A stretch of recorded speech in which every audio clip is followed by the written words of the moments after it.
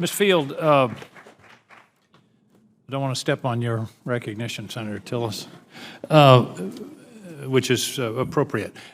Ms. Field, I want to get to the sort of basic question. Are these contracts adequate or inadequate? Is the problem the contracts or the enforcement of the contracts? I think it's both, Senator. In many cases, the contracts were not written in such a way that the services could truly hold the partners accountable for everything they should be holding them accountable for. Well, let me stop you there, though. Sure. I want to follow up on Senator Hirono's question.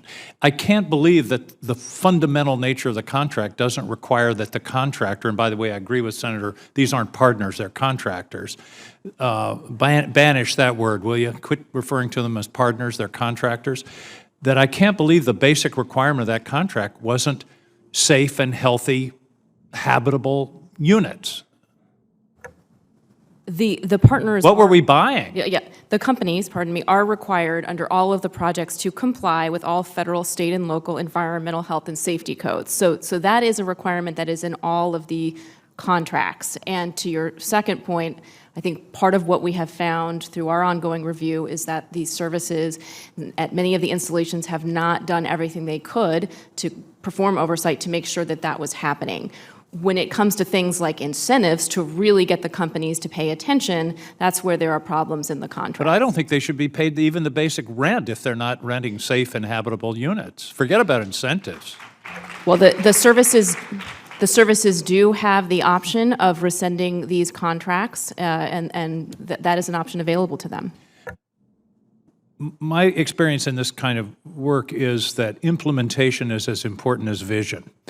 And my sense is there are differences in the contracts, but they're clearly, as you say, there are basic provisions that they have to be safe and healthy, they have to meet codes, and that I believe, not having seen the contracts myself, but I believe that this is really mostly an implementation problem. And then my question is, who's in charge? Is it the base commander? Is it a base housing officer? Is it the Secretary of the Navy? Is it the Secretary of Defense? There's got to be somebody who can be held accountable here in what looks like endemic non-enforcement.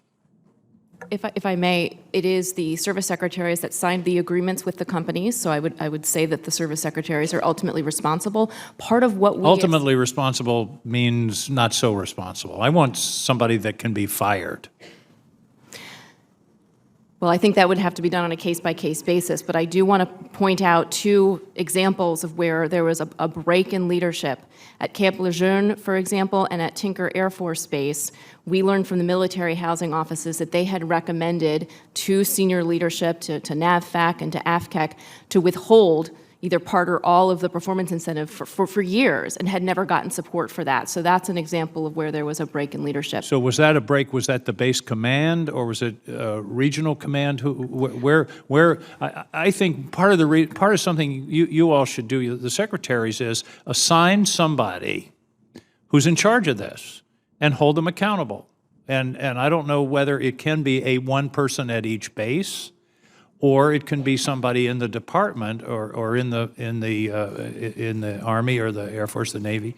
But somebody's got to, I mean, we have this diverse, diffuse responsibility, and therefore nobody really is held responsible. Can these things like, Secretary McCarthy, you've talked about the Bill of Rights, can that be imported into these agreements without permission, if you will, or a negotiation with the contractors? Is that something that can just be stuck into the agreements? We had to work through the language with the companies in question, Senator.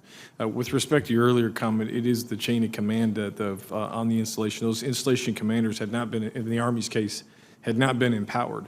Wouldn't that be the logical place? It seems to me the base commander would be the logical place to lodge this responsibility. The senior commanders are now back part of the process, and they rate the garrison commander who manages the housing relationship. Is that true in the other departments? I'm getting a yes. Let the record show. Affirmative nods. Yes. A final question, a little sort of a detailed question on this refinancing. I don't understand why they need our permission to refinance.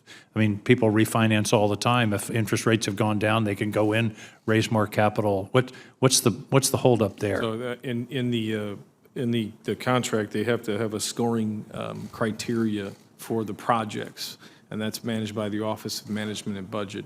What we referenced earlier is we would like to rescind the Raines memorandum from the 90s so that we can adjust the scoring criteria so that they can go back to capital markets to raise the capital. So this is something that's within the control of the government. We can fix that. Does it take an act of Congress? No, Senator, we're working with the Office of Management and Budget on that. Would you please let us know if that gets bogged down? Because that would be one way to get a lot of new capital into these projects. Yes, sir, I will. Please. Thank you all very much. And I would like for the record statements from the secretaries about where you are lodging the responsibility for the enforcement of these contracts, the name of the person, the position, and what the arrangements are to be sure that the enforcement takes place. You can have the best contract in the world. If it's not enforced and implemented properly, people are going to suffer for it, and that's exactly what's happened in this case. Thank you. Thank you, Mr. Chairman.